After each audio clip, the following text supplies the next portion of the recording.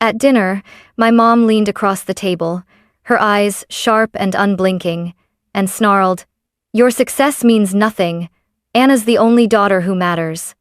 My fork froze midair. For years, I had learned to swallow the bitterness, to nod politely while they worshipped Anna for the tiniest scraps of achievement. But something inside me snapped that night. I set my fork down, looked her straight in the eye, and said, "Then watch me cut you out forever." The silence that followed was deafening. My dad stared at his plate like the words weren't meant for him. Anna smirked, basking in the glow of being their golden girl. They thought I'd stay quiet, as always. They thought I'd keep playing the role of the invisible daughter. But what came next? It didn't just shake their perfect image of family, it burned it to the ground. Growing up in my house felt like playing a game where the rules were always rigged against me. From as early as I can remember, Anna was the sun in our family's sky, and I was just a shadow forced to orbit her light. Every little thing she did was treated like a miracle, while my accomplishments slipped through their fingers like they didn't even exist. When I was 9, I won the spelling bee at school. I came home glowing, holding my tiny plastic trophy like it was gold. My dad barely looked up from his newspaper before saying, "That's nice, sweetheart." That same week, Anna painted a crooked rainbow in art class. My mom framed it, hung it in the living room, and invited the neighbors over to see Anna's gift for creativity. I still remember standing there, staring at that painting, feeling like my win had already evaporated. Birthdays told the same story. Mine were always practical clothes, a size too big, school supplies, a $20 bill tucked into a card with no thought. Anna's birthdays, though? Balloons, cakes with her favorite themes, and expensive gifts she didn't even ask for. I got a used bike at 13. Anna got a brand new laptop at 10. And every time I dared to question it, Mom's answer was the same. "She's special, Sophia. Don't be jealous." Even when I worked harder, it was never enough. I brought home straight A's on my report cards year after year. The response? A distracted, "Good job," before the conversation turned back to Anna's potential. When Anna scraped by with C's, my parents threw her a pizza night to celebrate her effort. It was maddening, like I was being punished for not needing their help. The favoritism wasn't just obvious, it was suffocating. At family dinners, relatives would ask about school or sports, and my parents would beam about Anna's ballet recital or her leadership skills in group projects. I'd sit there, invisible, chewing my food while they bragged about my sister like she was destined for greatness. The worst part? Deep down, I wanted their approval so badly it hurt. I told myself if I just worked harder, if I just achieved more, maybe they'd finally look at me the way they looked at her. But no matter how many medals I won, how many essays I aced, or how many shifts I picked up at my after-school job, I remained the backup daughter, the one they could ignore because I'd figure it out on my own. That's how I grew up, trained to believe that Anna was the star, and I was just lucky to exist in her orbit. But as I got older, I started to realize something dangerous. Being ignored gave me freedom. And freedom meant I could build something bigger, stronger, and more unstoppable than they ever imagined. By the time I was 15, the differences between Anna and me weren't just obvious, they were painful. That was the year I got my first part-time job at a diner down the street, wiping tables and serving coffee for tips. I wanted my own money, because I already knew asking my parents for anything meant hearing, "We're tight on cash this month," followed by Anna walking in with a new pair of designer sneakers. I remember saving for 3 months, just to buy myself a second-hand phone. Every extra shift, every dollar in tips, I tucked it away in an envelope under my mattress. The day I finally bought it, I felt unstoppable. Meanwhile, Anna complained that her phone case didn't match her outfits. 2 days later, Mom took her shopping for the newest iPhone and a dozen accessories. It was the same story when it came to school. I had to apply for scholarships on my own, staying up past midnight to write essays and double-check financial aid forms. Dad's only advice? Don't expect too much help, Sophia. College is expensive. But when Anna decided she wanted to go to a private arts academy with a $40,000 tuition bill, my parents didn't hesitate. They took out a loan, hired someone to help with her application, and told her, "Don't worry, baby, we'll handle it." And they did. They handled everything for her tuition, car, clothes, even gas money. When I turned 16, I scraped together enough from my diner shifts to buy a used Toyota with 180,000 miles on it. I still remember driving it home, proud even though the muffler rattled like it was ready to fall off. A month later, for Anna's sweet 16, they surprised her with a brand new Jeep wrapped in a giant red bow. The photos made it to Facebook. My Toyota? I parked it down the block so I didn't have to hear Anna's friends laugh. The worst part wasn't the gifts, it was how my parents reacted to our choices. When I worked late hours, came home exhausted, and pulled straight A's, they called me independent, like it was a polite way of saying I didn't need their support. When Anna skipped class, changed majors 3 times, or complained about how stressful her life was, they bent over backward to rescue her. Sometimes I wondered if they even realized what they were teaching us. To me, fight for everything, expect nothing, and prove yourself over and over again. To Anna, the world will always catch you, no matter how many times you fall. And maybe, in a twisted way, that imbalance shaped both of us perfectly. Anna learned to depend. I learned to survive. She was their golden child, polished on the outside but hollow within. I was the invisible one, quietly building the grit I'd need to outgrow them all. By the time I was in college, I thought things might finally change. I was on the dean's list every semester, juggling 2 part-time jobs, and still managing to keep my GPA near perfect. Professors praised me, classmates asked me for help with assignments, and I felt like maybe, just maybe, my parents would notice. They didn't.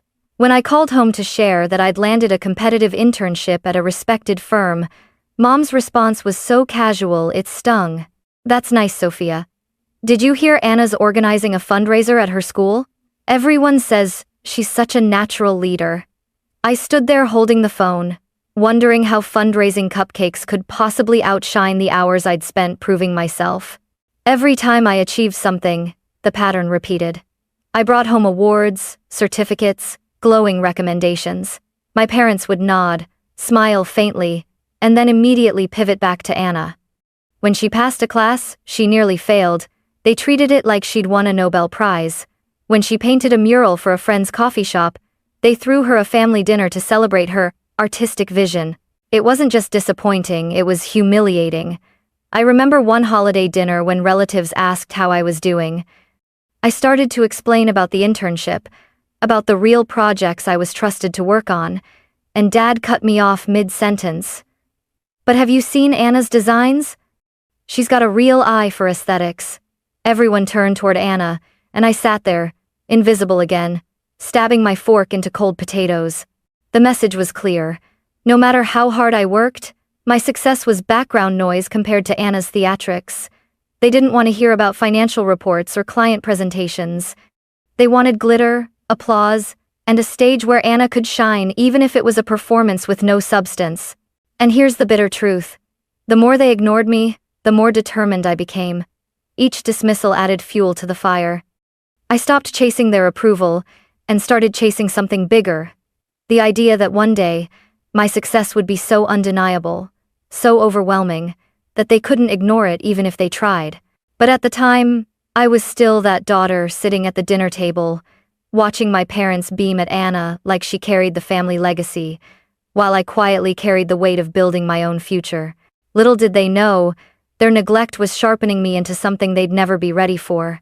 Graduation day was supposed to be one of the happiest days of my life. I had worked myself to the bone, 4 years of sleepless nights, essays polished until dawn, and weekends sacrificed to part-time jobs just to afford books and rent.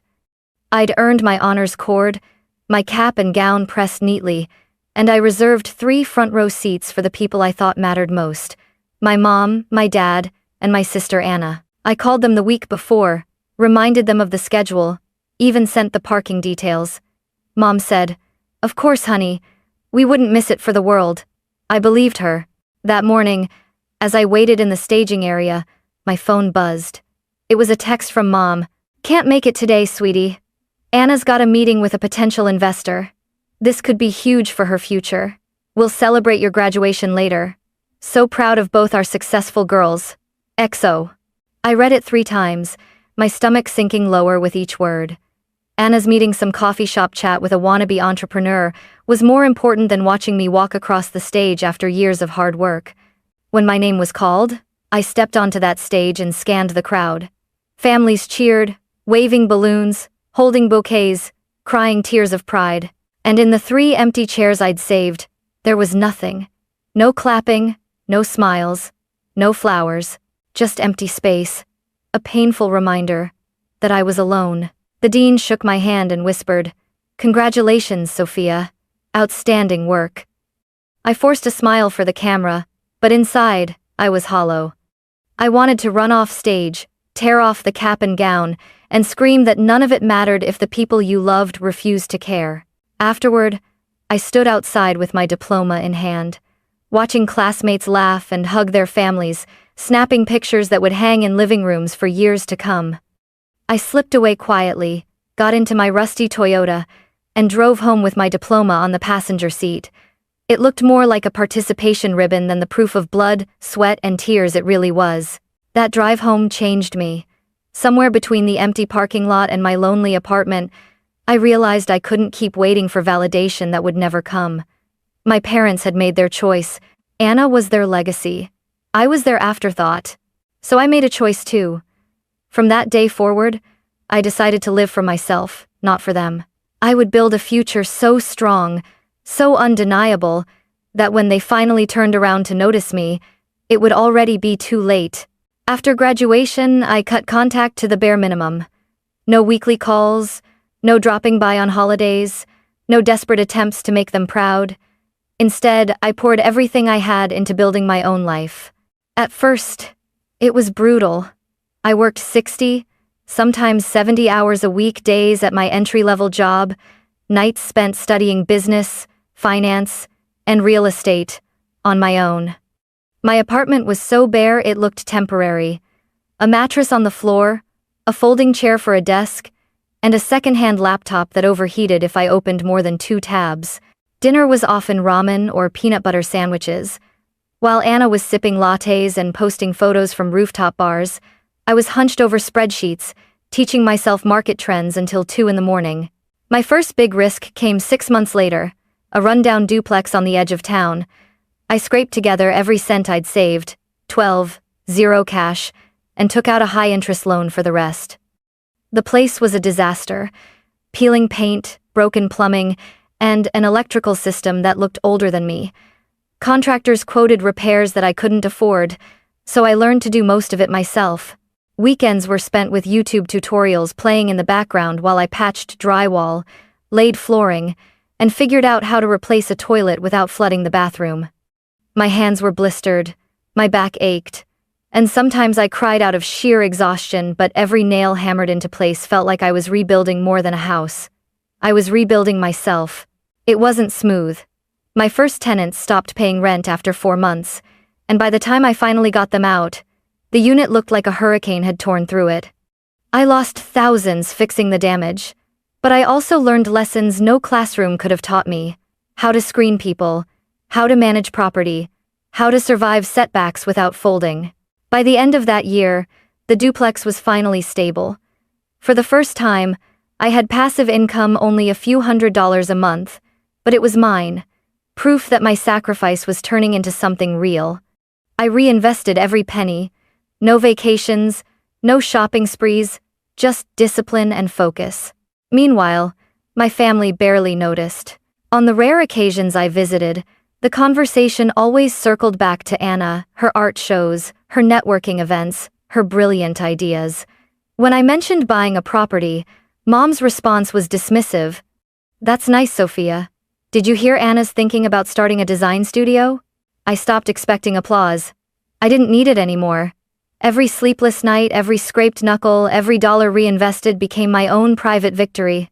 I wasn't building for them, I was building in spite of them. And while they clung to the illusion of Anna's golden future, I was laying bricks for a reality that would one day leave them stunned and scrambling to catch up. By the time I turned 26, I had 3 rental properties under my name. They weren't glamorous, but they were steady, each one bringing in positive cash flow that grew my savings month by month. I'd learned to refinance smartly, to negotiate with contractors, and to spot opportunities before anyone else noticed. For the first time, I felt like I wasn't just surviving, I was winning. But at home? None of it mattered.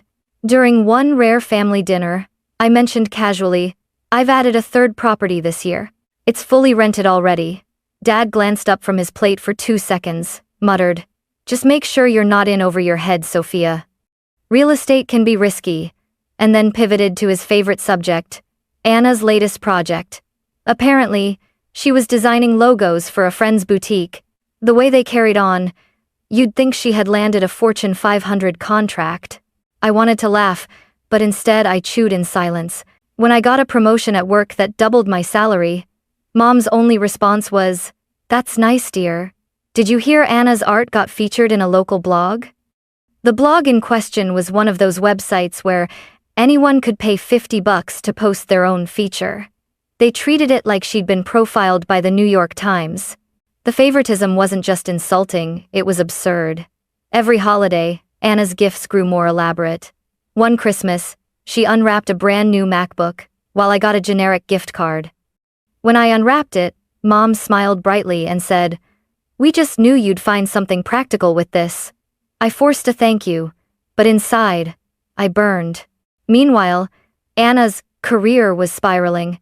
She'd started and abandoned 3 different ventures in as many years: a clothing line, a photography studio, and something she called creative consulting, which was basically her charging small businesses for ideas she never followed through on. Each failure was excused with the same refrain: "She just needs more time. She's discovering her passion." I didn't argue anymore. I'd stopped expecting them to see me.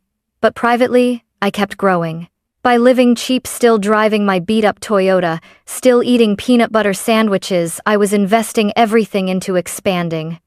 By 27, I owned 6 units, and was netting more in rental income than my full-time salary. I wasn't just building wealth, I was building freedom. And yet, at every gathering, I sat through endless monologues about Anna's potential. They called her the family's future. Me? I was background noise. What they didn't know, and what made me smile in the dark, quiet moments alone, was that their golden daughter's shine was already fading. And when the real storm came, all their blind devotion wouldn't save her. The shift didn't happen overnight. It started with small cracks in the image my parents had built around Anna. First, her design studio quietly shut down when she couldn't pay the rent. Then the shiny Jeep she drove everywhere disappeared from the driveway repossessed. At family dinners, the conversations about Anna's big plans became shorter, thinner, and harder to sustain. I didn't say anything. I just listened, nodding politely, hiding the fact that by now I'd accumulated 9 properties and was closing in on a net worth they couldn't even imagine. The breaking point came the day a local business journal published an article about rising stars in real estate. My face was on the cover, smiling in front of one of my renovated houses, the headline bold: "Sophia Mitchell, 28, builds $1 million portfolio, before 30. I hadn't told my family, but someone else did. Within 48 hours, my phone lit up like fireworks. First Dad: "Sophia, we saw the article, can we talk? So proud of you." Then Anna: "Wow, didn't know you were doing all that. Maybe we could collaborate your properties? My creative vision?" Finally Mom: "Honey, this is amazing. We should celebrate as a family. Call me ASAP." Funny. For years, they'd dismissed me. Now suddenly, I was the miracle child. I ignored them for weeks, letting their desperation stew. But when I finally agreed to meet for dinner, the truth spilled out fast. They weren't there to celebrate me, they were drowning. Dad's business had collapsed under debt. Mom's spending habits had spiraled out of control, credit cards maxed, loans unpaid. And Anna? She hadn't worked in months, still living at home, draining what little money they had left. At first, they tried the proud parent routine. "We always knew you'd be successful, Sophia," Mom cooed. Her smile stretched too wide. Dad chimed in: "Your mother's right. We couldn't be prouder." Then, as if on cue, Anna slid her laptop across the table with a PowerPoint she clearly threw together in a panic. I have this idea, she said. If we combine your business with my creative brand, we can dominate the market. You handle the money, I'll handle the image. I nearly laughed out loud, but the mask slipped soon after. Dad's voice cracked when he admitted, "We're in serious trouble. The bank sent us a foreclosure notice. We need 160 to save the house. Sophia, you're our only hope." Mom reached for my hand, her eyes glossy with crocodile tears. "Please, sweetheart. We made mistakes, but family sticks together. You wouldn't let us lose everything, would you?"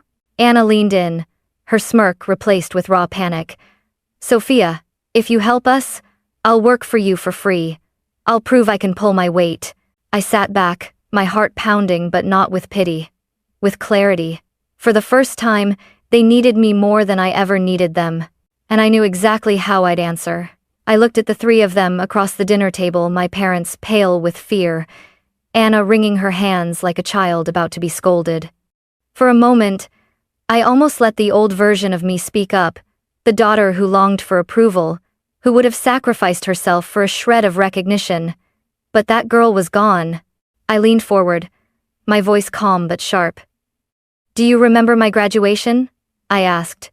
"When I saved you front row seats, and you skipped it because Anna had a coffee meeting with some investor? Do you remember telling me that my success meant nothing? That Anna was the only daughter who mattered?" The color drained from Mom's face. Dad stared at the table. Anna whispered, "That was different." "No," I cut in. "It wasn't different. You made your choice years ago. You invested in her. And now your investment has failed." Silence. Just the clink of silverware as a waiter refilled our water glasses, completely oblivious to the storm brewing at our table. Mom tried again, her voice trembling. "We'll pay you back with interest. We'll sign over the house. Anna will work for you. Anything, please, Sophia. Don't let us lose everything." But I was done bargaining with ghosts. The time to support me was when I was building all of this from nothing. You laughed. You ignored me. Now you want in? That ship has sailed, and it's not coming back. I stood, tossed a few bills onto the table for my meal, and walked out, leaving them frozen in disbelief. Weeks later, I drove past their old house. A bright yellow foreclosure sticker was plastered on the door. The yard, once manicured, was overgrown. Out front, Anna was hauling boxes into Dad's beat-up truck. The Jeep was long gone, repossessed. My parents shuffled around like ghosts, faces drawn with exhaustion. For the first time in my life, they looked small. Meanwhile, I was moving into my new home, a 900 modern house, with glass walls overlooking the city, a pool in the backyard, and enough space to breathe freely. My office overlooked the skyline, where I managed my growing portfolio. In the garage sat a sleek black Porsche I bought with cash, a reward to myself for every night of struggle they never saw. Sometimes, emails from Mom slip into my inbox from new accounts. Pages of apologies, promises to change, pleas for one last chance.